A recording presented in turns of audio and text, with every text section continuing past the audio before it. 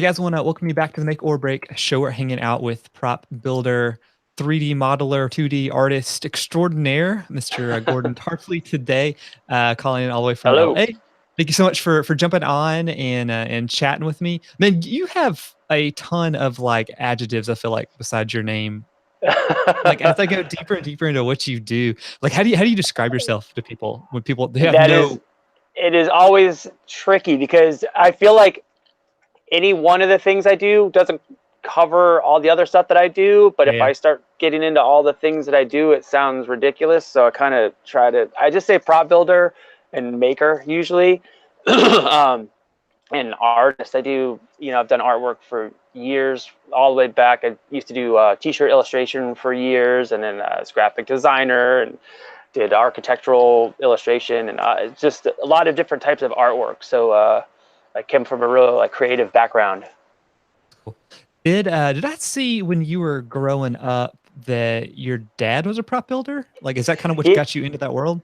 yeah, so my dad did video production for most of my life. He worked for Pratt and Whitney, which is an Oh, cool. aircraft company. Yeah, yeah.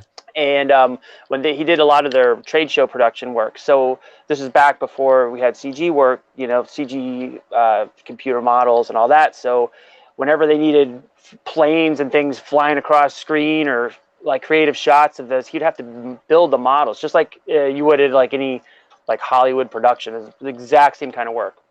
So I grew up from like the early 80s. We had Cinefex magazine in my house, so I was really exposed to that aspect of movie making that I don't think most of the people where I grew up. I lived in Florida, by the way, so Okay. not like LA. LA, this stuff's everywhere. Right. Everybody here knows about it. But when I was in Florida, it was not a common thing. But my dad would build these really, really intricate, highly detailed models of planes that didn't exist yet, or engines that didn't exist yet. And it was fascinated me, and always having his magazines around. And my dad just knew about all these film techniques because he was always filming stuff. So when I grew up, when we looked at movies, he would, people were like, oh, he spoiled it for you. But I don't think so. He would always point to everything in the film and be like, they did this, he'd tell me how it was done.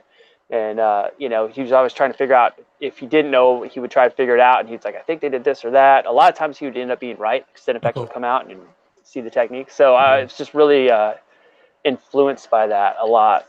That's cool. So were you also building like models and stuff as a kid because of that, I or? did. I did some, a little, but not. I mean, they were terrible. The ones my dad did were beautiful. I used to have some hanging up in my room. There's like, we take a picture of them. They look like a real airplane kind of thing in a Yeah. photo. Mine looked like a 6-year-old built it with like glue coming off the sides, and it was rotten. But I mean, I still wanted to make things all the time. So that part of it was influenced. Like I would make little sets for like my action figures and all kinds of stuff like that. So That's cool. yeah, it encouraged me for sure, Yeah, or yeah. inspired me. So, but art then sounds like that's kind of a through line throughout. Like, were you Yeah, always drawing and always. And everybody in my family did art. So I had both my grandmothers did artwork. One of them did murals and lots of paintings, and the other one did paintings and like ceramic work and oh, cool, sculpture. So cool, on cool. both sides, um, both of my grandfathers did some kind of creative work. My grandfather on my dad's side was a musician. He was like an assistant dean of music at University of Miami, and a dean of music for 2 years at Oh, the University geez. of Miami, a Okay. pianist. And then on my mom's side, my grandfather did tons of woodwork, just really creative, like always making things and always fixing his own stuff. Like I never saw him take any car to a repair shop ever my whole life. So that kind of like figuring out the problems, but also figuring out creative solutions to it, I kind of get from him, I think. Yeah. Um, and then both my parents did photography, and they're both really good artists. They can draw and paint, and it's just it was a thing. Like, and if I was bored, it was like, here's some stuff to make things with, Yeah. be it like Legos or clay, or do something creative, build something. So What was the craziest thing you built like as a kid? as a kid, let's see, when I was like 11 or 12, I made a samurai costume that was pretty. It was pretty involved for a kid. I think of my age, especially where I was growing up, nobody was doing stuff like that. I just had it in me. I'm like, I want to make a samurai costume for Yeah. Halloween. So I spent like 2 months making this ridiculous thing. It came out pretty good for a kid version of a costume. I Yeah. had like the helmet, and I figured out these weird solutions to put everything together. So I was pretty proud of that. Since then, I've made a lot of bizarre stuff since then. I don't know if I have one thing that's the craziest. I mean, behind me, I've got the Stormtrooper costume. I did like probably almost 20 years ago, like probably 18 years ago. And I Jeez, okay. built a vacuum form machine, and it was a lot of steps. So Right. my roommates thought it was crazy. I kind of just truck forward with whatever it is I'm making until it's done. Yeah. And so I just look at the steps in these like little, compartmentalized sections. So each part is just like, oh, I just got to do this one thing. And I'm not looking at the big picture and like I think people look at it like a car engine, like they see all the pieces and it looks complicated, but each little piece is not really all that hard. It's just a lot of steps, Right. Right. So I got a lot of projects like that where it took a ton of small steps that individually weren't terrible, but the overall was, I guess, ended up adding up to a lot. So 20 years ago, when you made that Stormtrooper, was there were people out there doing stuff like that, or are you kind of just figuring out as you Yeah, go? I got encouraged. There was a site called it was like Build Your Own Stormtrooper, and it was trying to remember the guys' names, and they showed how to make the vacuum form table and build it and do the plastic bucks and everything. So I was really encouraged by that, and I got my hands on a Stormtrooper suit, but it had issues, like the chest was wrong, and I Okay. basically pulled molds out of that and then reshaped them a little bit so that it would be more accurate, and Yeah. then did new castings. But I built the vacuum form table, did all my own molds and everything off of it. So it was a lot of work. My roommates wanted to murder me. Like, the kitchen's all destroyed right now. I'm Yeah. like Yeah. baking plastic in the oven and stuff. Like stuff you shouldn't do, but That's awesome. I don't know better. Yeah. So So it was cast out of plastic. Is that? yeah, it's all vacuum formed plastic, and it's look the mannequin's terrible right now. I need to get a new one, but it's the helmet actually on this one was made by a friend of mine, and I've got a helmet that I made with it, but it's wrong. So this one's better. So when I Yeah. swapped it out like 2 years ago, 3 years ago, but it's pretty That's fun. awesome. All right. So looking behind you, the majority of the stuff, I think all the stuff I see is Star Wars related. Oh Uh, yeah. what was?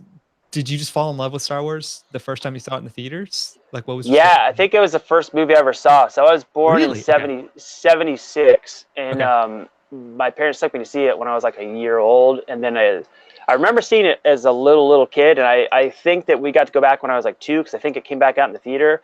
I have memory of this. I don't know if it's my very first time seeing it or the second time, but it was when I was really young. I mean, I have packages from toys from when I was a kid that I saved because I was like obsessed with the pictures on them, Yeah. Yeah. and some of them are like first generation Star Wars packaging, like, and I mean, I got a box up here somewhere, and I'm like, oh my God, I still have this thing, like, so yeah, I was really obsessed since I was a kid. My mom's like, we ruined you by taking you to see that movie, because waste all your time on this. Right.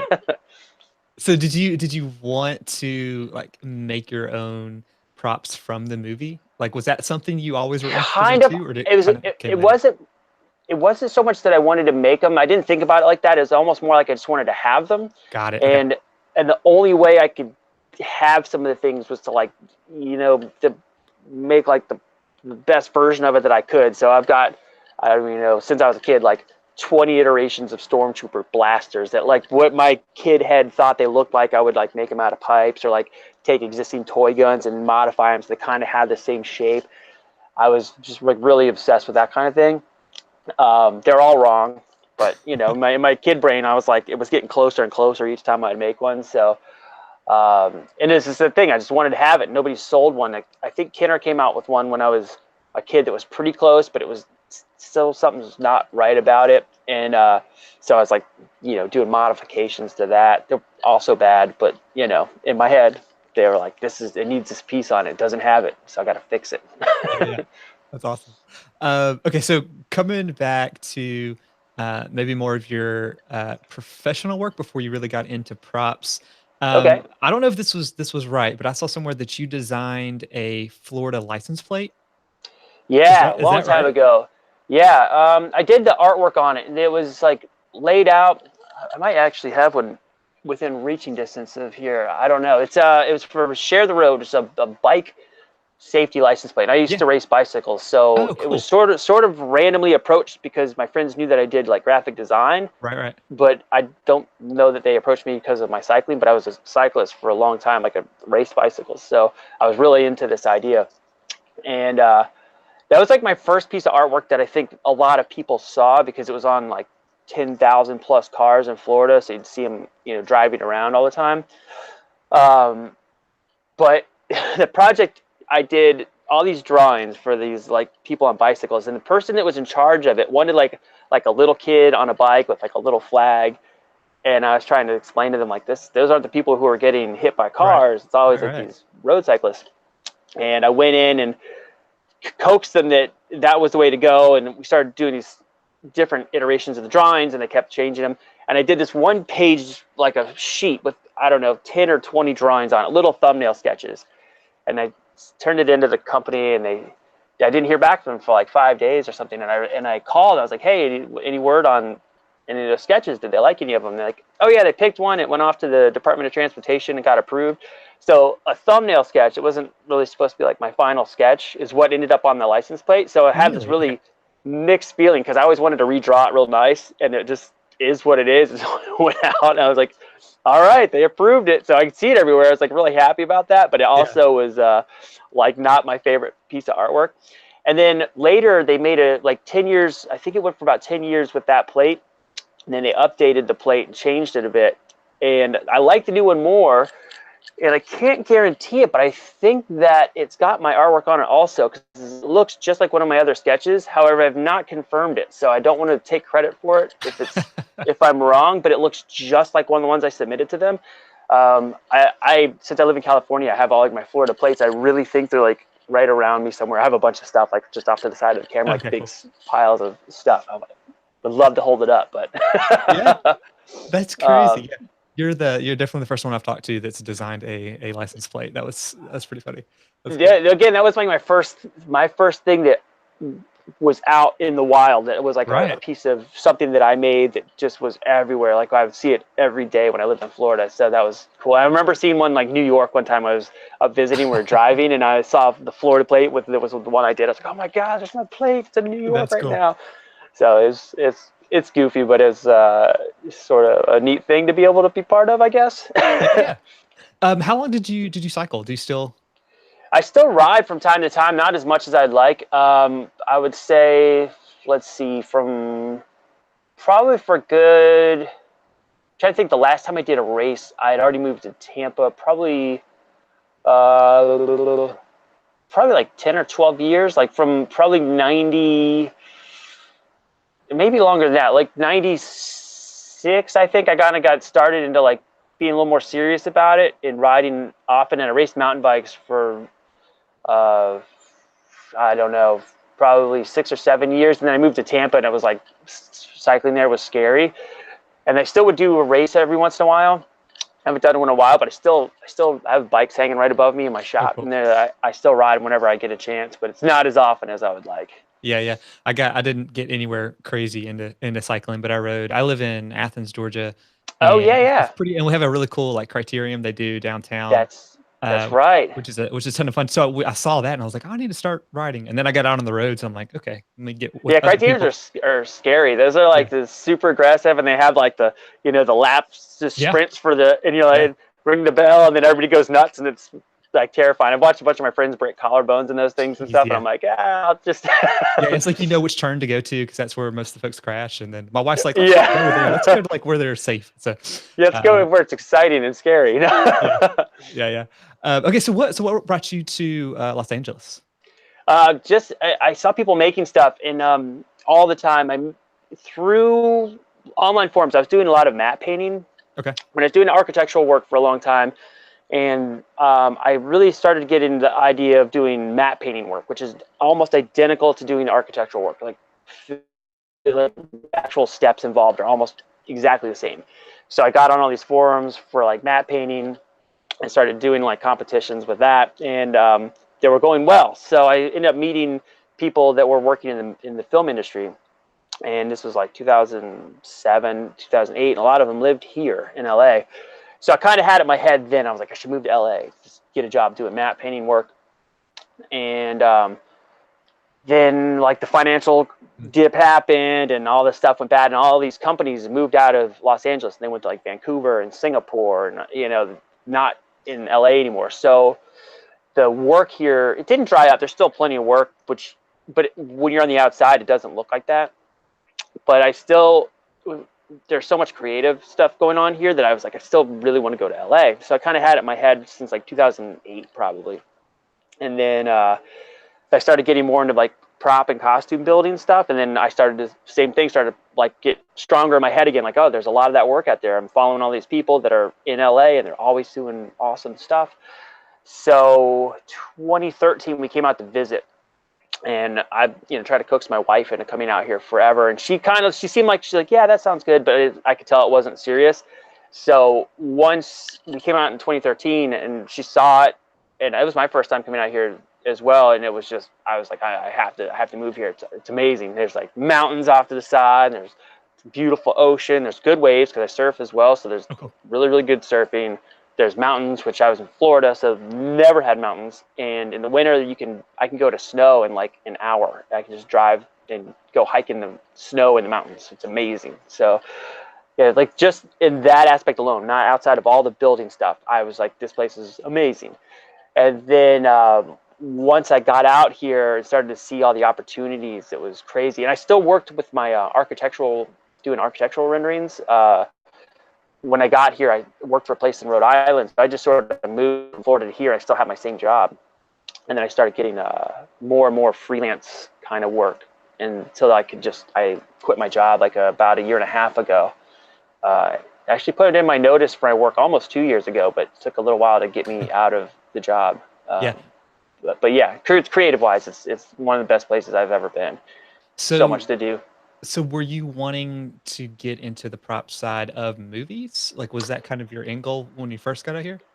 It's sort of crazy. I never think about stuff so far. Like, I like the idea of doing that.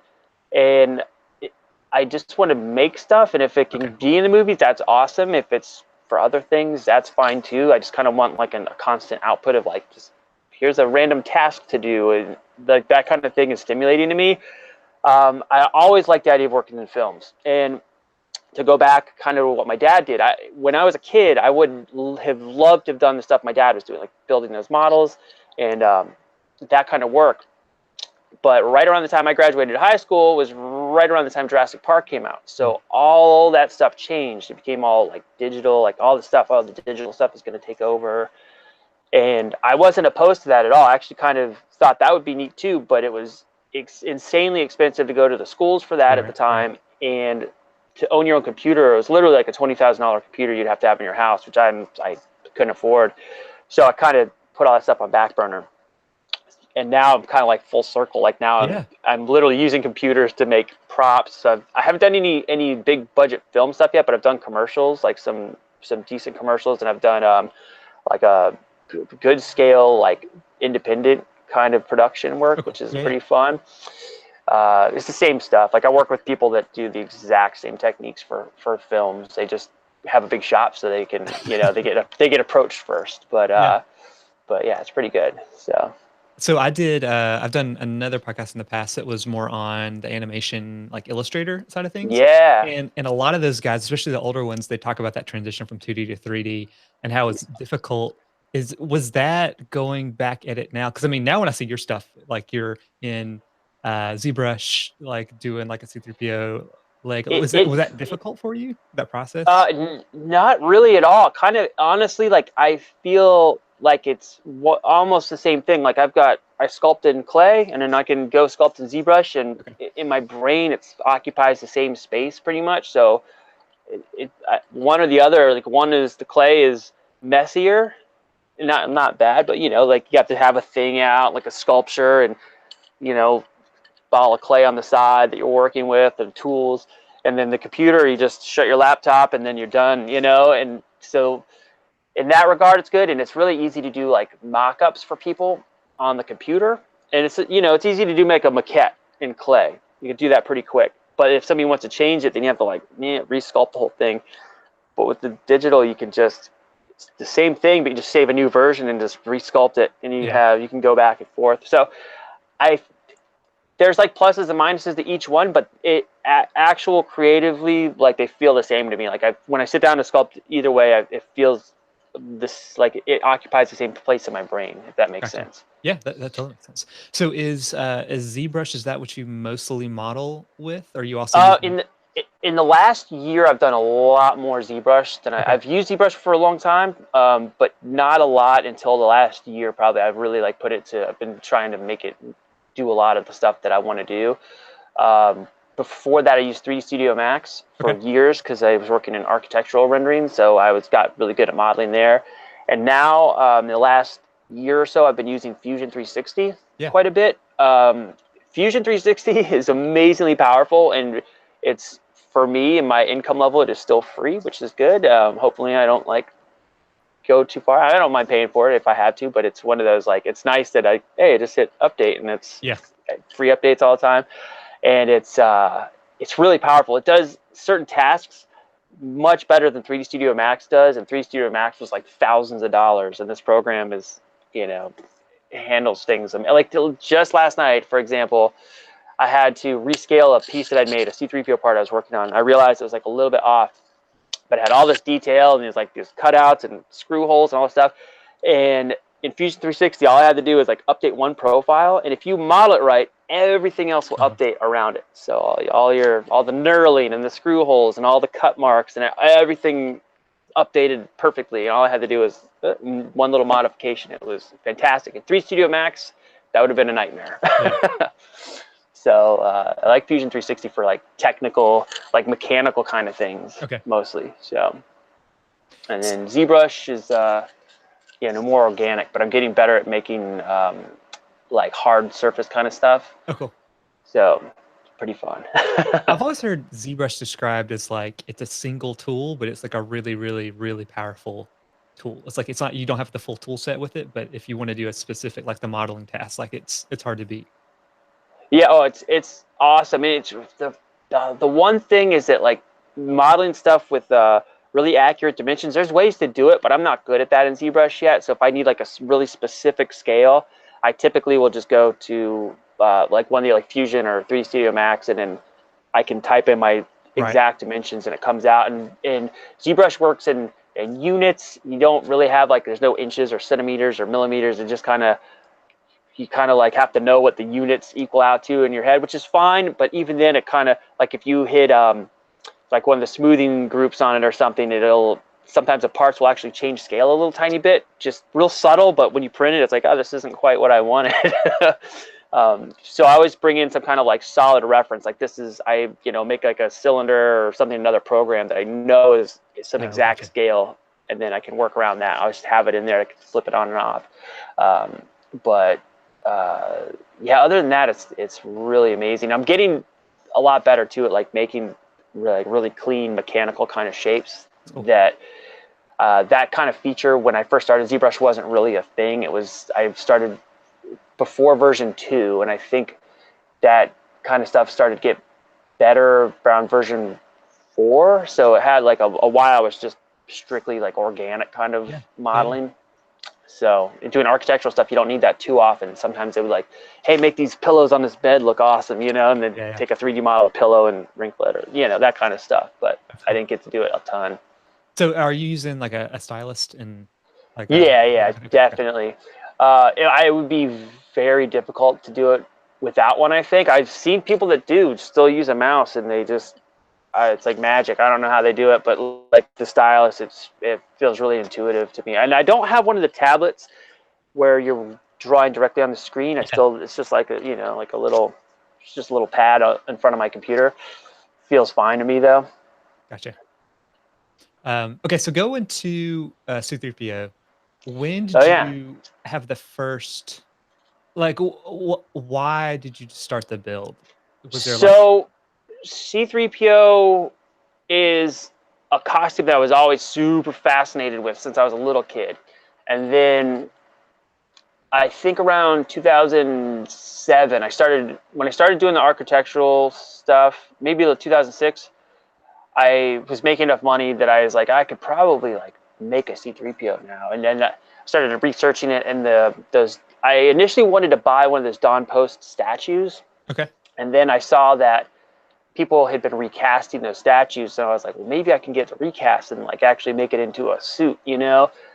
And then I stumbled across this forum where people had already been like working on them. So there are people that are already making some of the parts. So like the suit behind me here is like some of the bigger pieces on this suit are purchased from some other builders. I made the head and all of the greebles. And around me, like just off camera, I've got C-3PO parts everywhere because that I've made. So I'm working on a new suit now that's going to be completely made by me. But so they had all these resources. There's different people make different parts, and I basically went out and I bought like the initial big pieces, and I 3D modeled. That's my first delve into 3D printing too. Is all the small greebly pieces were just terrible. The ones that came with the costume parts I bought were really bad, so I wanted to update them. So I 3D modeled them and searched everywhere to find a place to print them, because it was like 2011 or 2012. It was not quite to the point where it is now with like those desktop 3D printers. They were very expensive, and the quality was okay. So I had to hunt around everywhere. And a friend of mine's like, hey, there's this place called Shapeways, which was sort of new at the time, and they would print the parts for me. So that became like a really handy resource. So every small piece on the suit was remodeled and printed, and a lot of them I've now molded and copied, and then found out I didn't like them and remodeled them and done the full steps again, remodeled and printed and everything. But but that was it. I was just obsessed with the costume more than the character. And then when I started to get the parts, I wasn't even sure that I would be able to fit in the suit. I kind of figured I would just have it on display. And then once it turned out I was like skinny enough to fit in it, I was like, oh, I could do this. This is awesome. And then it just took off from there. What was it like putting it on the first time and then seeing yourself in the suit? It was interesting because like I was skinny enough to fit in it, but it was still very snug on me. Like I actually when I first started getting the parts, I weighed about 17 pounds more than I do right now. And I think I weighed like a little under 150 when I first put it on. I remember it being like really snug, and I was like, this is kind of freaky because it bolts together, And I remember like it was okay when I was staying there, but if I started to walk and I had to just even breathe like a little bit, I was like, oh my God, this is like, I kind of had to like figure out like a Zen state to not freak out. And now that I'm now down to like I weigh between like 140 is kind of my average. I go between like 138 and 142, and now it's like it's fine. It fits pretty easy. But at the time, it was just that extra like 5 or 6 pounds really makes a big difference in the way it fits. The first time I saw myself in it, it was all just gray. Like the gold came way later, so it's just working on getting the parts together. And like when I first finally got all the pieces where they're kind of wearable, because even though the pieces were purchased, you have to do a lot of work to them to like set them up and cut things and modify things. So it took a few months before I was even to that stage. And I remember getting my wife to help me like climb into the thing and standing in it. She took all these pictures. I found a couple of them the other day. I'll email them to you if you want to see them. It's really like, it was weird. I remember standing there really stiff, not knowing like, it feels weird to move. You can't touch your own face. I couldn't touch my hands together. You notice a lot of things really quick, like your limitations. But I've since then I get used to it really quickly, so it's fine now. But it was interesting. I remember like it's weird to look at it because I go stand in front of a mirror and it's still like, even though I'm in it, it's kind of bizarre to see this character standing there that I've looked at for so long. So, so I've watched a bunch of your videos, but then especially seeing you in the costume. Like the acting component of it, I guess I never really thought of like that's a big deal to sell it. Like, was that something that came natural, or was it like I want to? So it feels like you had to work on that some. Yeah, I definitely had to work on it, and there's I wanted to like from the first time I put it on, I wanted to do it right because I could see before like the first time I like stepped out anywhere with it on, I saw people's reaction to it, and I was like, okay, like I don't want to mess this up for anybody. You know, I kind of had like that. I call it like the Santa Claus effect. You know, you don't want to do anything that's like out of character, and I wanted to kind of perform it correctly, but I didn't.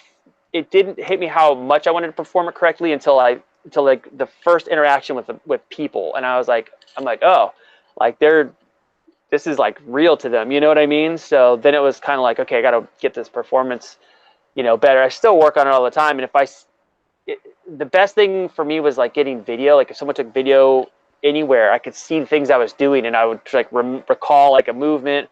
If it looked right or looked bad, I would try to, you know, either keep it or throw it out. Or sometimes like there's things that feel right that are sorry, hold on, got a little weird alert here.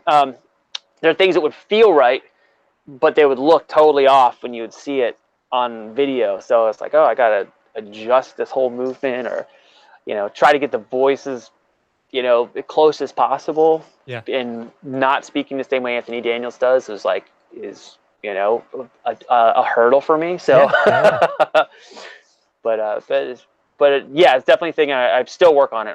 You know, I walk around the house and I have the posture. My wife's like, stop, knock it off. And people make fun of me now because I do it now involuntarily, just in conversation. I'll like, I don't know, like I'll just do a thing with my arms, and they're like, oh, you're doing the 3PO thing again. Yeah. I was reading through the comments of one of the videos, and they're like, he's like a human C-3PO, like even without the costume on. I was like, that's funny.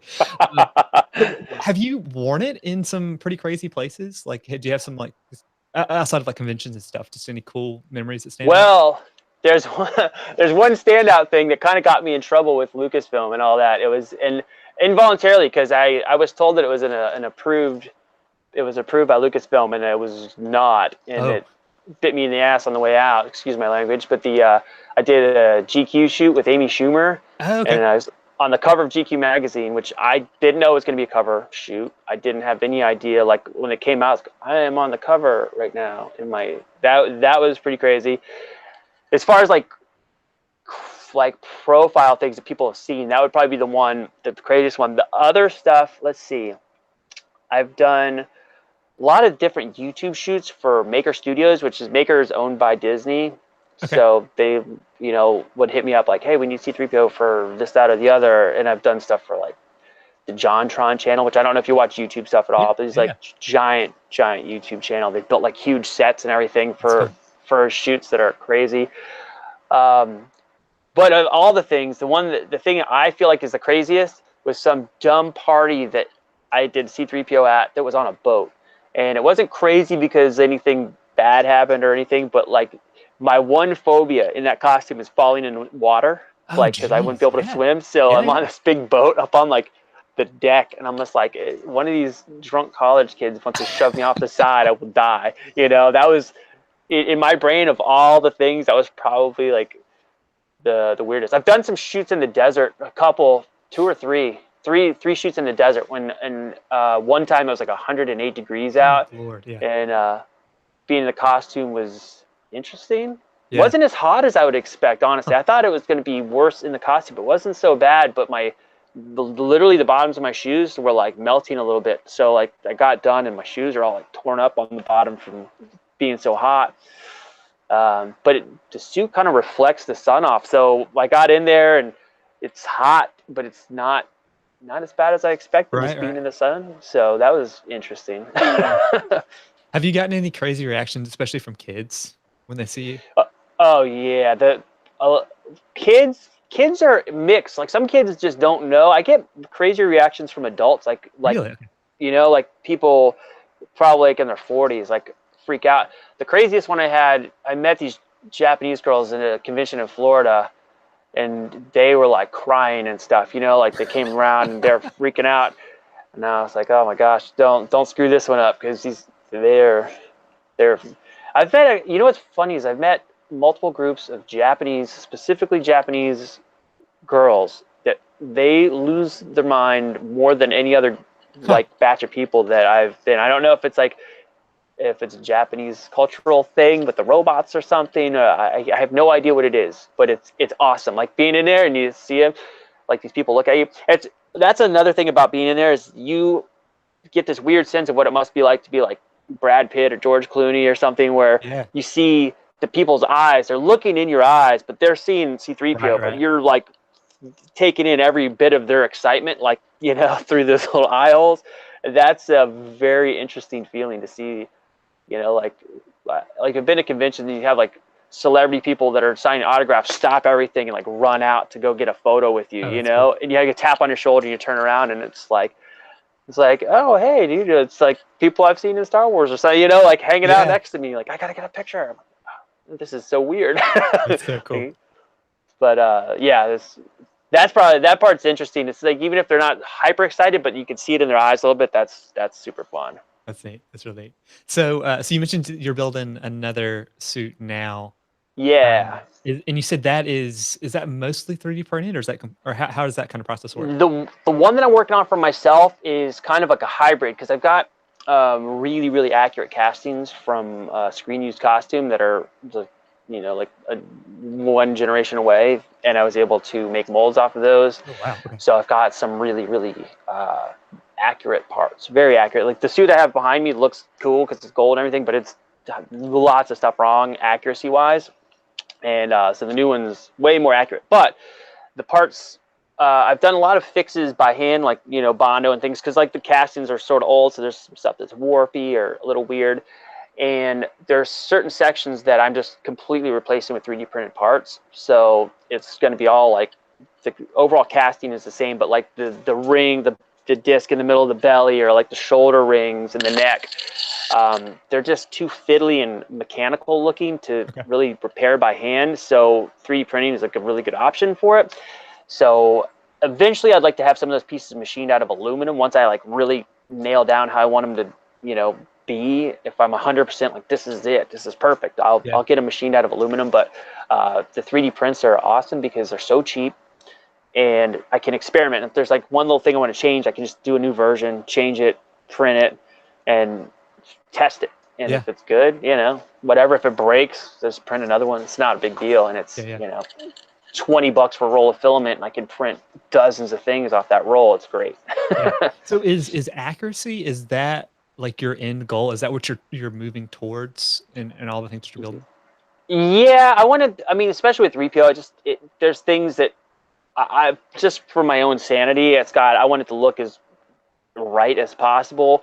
And there's things that when they're wrong and you know it, you can't unsee it. So, you know, I look at a picture, and almost all of the fan costumes that you see people wearing that are not like a screen used are from the same molds as this suit. So I can pick them out like in a second, because there's some just giant tells on them that are very obvious once you know what to look for.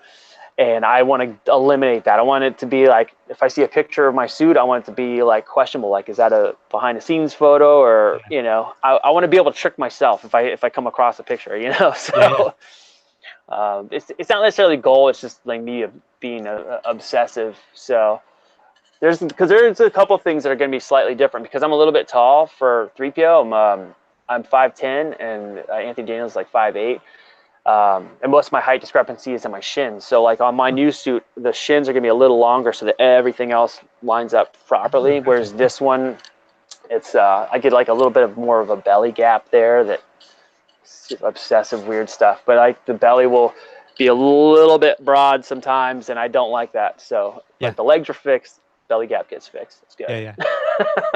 So for folks that are listening and maybe they haven't gotten too deep in the prop building world, especially the costume side of things, if they wanted to go that route, maybe not like a full out C-3PO suit, but like, are there any good starting points you'd recommend? Like, hey, get a 3D printer, start playing around with models, or any tips you'd give for people? 3D printer for sure. I think right now there's a guy that goes by the Happy One. I don't know his real name. He posted scans of the Don Post C-3PO statue, and they're really good. So I've actually been reworking. Last night I was just working in some of the new components I was making for my suit. I was integrating them into those scans, and I'm going to post those for free once they're done. He has the scans up on Thingiverse for free now, and for, I don't know, probably under $500, you could get a printer that could print all of those pieces, even if you had to assemble them.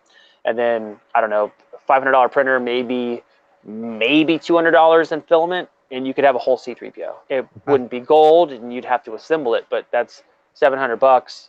That's less than the cost of buying the legs from some maker, you know? Right. And you could have a whole suit. And then you could always modify the scale if you wanted. Like if you wanted to wear it, you could like scale it up or down a little.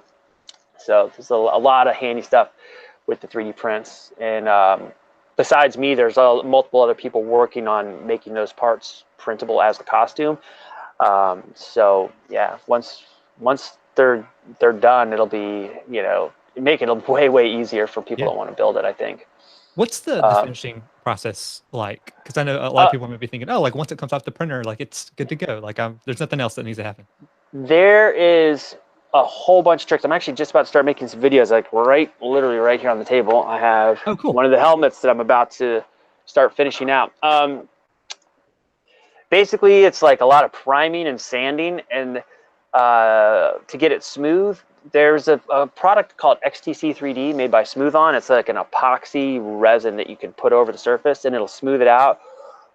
I used that for a while, but it's really difficult to clean out of detail parts. So I've kind of stopped, and now I've just moved over to using straight primer, and I started using an Automotive primer. You can use regular spray can primer and just have to do more layers. But the Automotive primer is really great because it goes on thick, fills in a lot of those lines, but it also sands really easily. So it's like strong and very easily sandable, which is a really good combination. And it also clings well to vertical surfaces. So if you're painting, it doesn't drip very easily, and you can still get a thick coat. So that's like where I start. It's mostly primer, sand until it looks as smooth as I want it to look.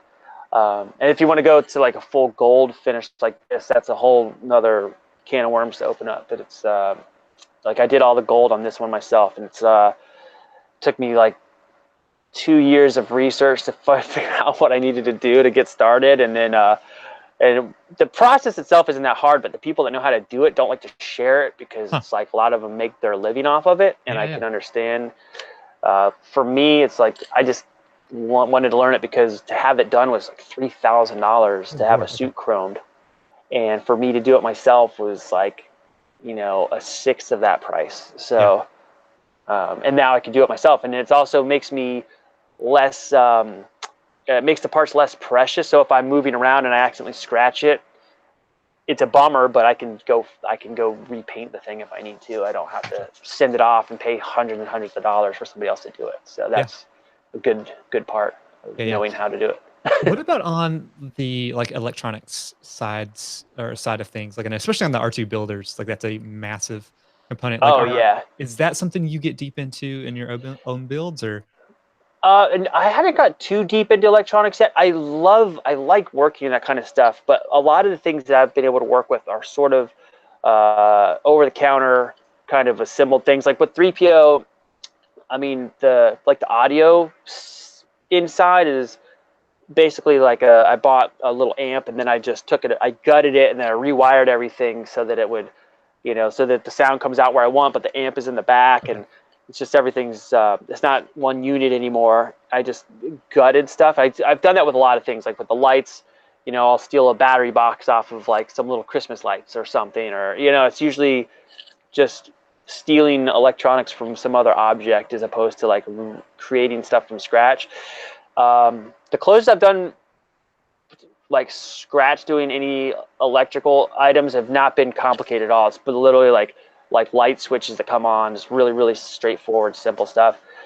I do, however, want to, in this costume, I'm working on an R2 around here, so I've got R2 pieces all over. I eventually would love to have a semi-static R2-D2 that I can give some general controls to with finger movements, so that I could, you know, if I'm doing like a photo op, I don't have to have an R2 operator there with me the whole time. I can have R2 can, like, you know, turn his head, have some random sounds, like 3 banks of random sounds, and maybe like one or two of the like iconic, like his scream or whatever that R2 does.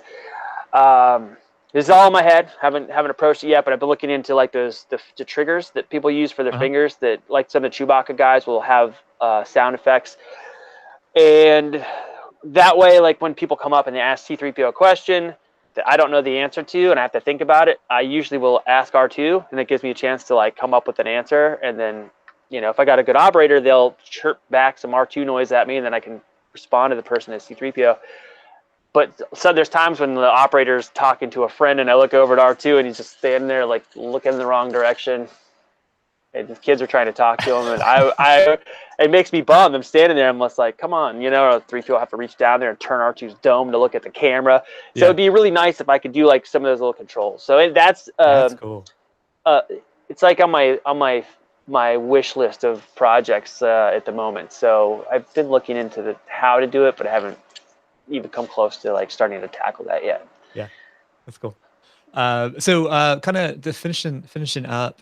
So you mentioned that GT props is your, I guess, day to day now. Is that right? So is that Actually contract? Like, what's got that? an LLC on that. So, oh really? Oh cool. So yeah, just recently because since they changed the like the tax laws are all changing now. So like stuff I could write off before, I can't write off unless I have a business. So. Gotcha. So I actually like got the stuff done. So I still actually have to set my bank account up for that soon-ish, so that I can accept payments there. But that's pretty much it. I just build random stuff for people all the time. I do lots and lots of work for Tom Spina Designs. As a contractor, like I do restoration work here in LA because his shop is in New York, and then. Tom also has a company called Regal Robot, and I've worked on a lot of the preliminary stuff for some of the products that he's done. Like I did a bunch of the 3D work on the Millennium Falcon. They have like a big coffee table that's got like the Millennium Falcon flying through these asteroids. So I did the 3D.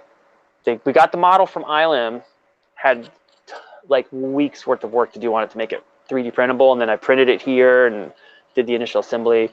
I did 3D work, a lot of scan cleanup for different items. Like I've got a couple things that I'm working on now that he'll have out soon. We got the scans of like the original Han and Carbonite, and cool. I did the cleanup for that for like his desk. But I do tons, like probably like I would say probably 50 or 60% of the work that I do is directly for Tom. Gotcha. He just hires me all the time for stuff. So, but yeah, it's fun. And then I get like whatever random projects come in. So now, so you also sell C3 specific parts through Shapeways, is that right? Yeah. And like most of them, I mean, I've had those files up there for like probably 6 years or so, and some of them I'm just gonna post for free soon because I've done better versions. I'm just gonna put them on Thingiverse once I'm really happy with it, and I can let them kind of out in the wild. I think that I don't want to be posted until like I'm really like, okay, this is good, But I've got a list of parts that are about to go on Thingiverse for free. So if you got a printer, you can print them at home. It makes it easier. But the Shapeways was good for a long time because the builders, it used to be before 3D printing is accessible, is when I posted them, and then my goal was to make them cheaper than the aluminum parts, but maybe a little better quality than the resin copies that people were selling. So I was trying to hit that middle ground. But now that 3D printing is so easily, readily available, it's like doesn't make as much sense for people to buy them off there. Makes sense. Well, good stuff, Holman. I appreciate you jumping on and chat with me. It's thanks for having me. It was awesome. It's so cool. I need to build a C-3PO costume now. So check it out. So cool. It's so cool. If you got a printer, I can get you the file. So I got one. So that's cool. Well, so if people want to follow you, it's Gordon Tarpley on Instagram. Any other places you'd send people? I do GT props on Facebook. I try to keep up with that. It gets a lot of messages, and I have to like once a week I go through and try to catch up on stuff. But GT props on Facebook, and then Gordon Tarpley on Instagram and Twitter. But I don't use Twitter as often. Instagram's kind of like the go-to. It's the easiest place to find me. Sounds good. Well, man, I appreciate it. It was a blast chatting. All right, thanks a lot. Yeah, yeah.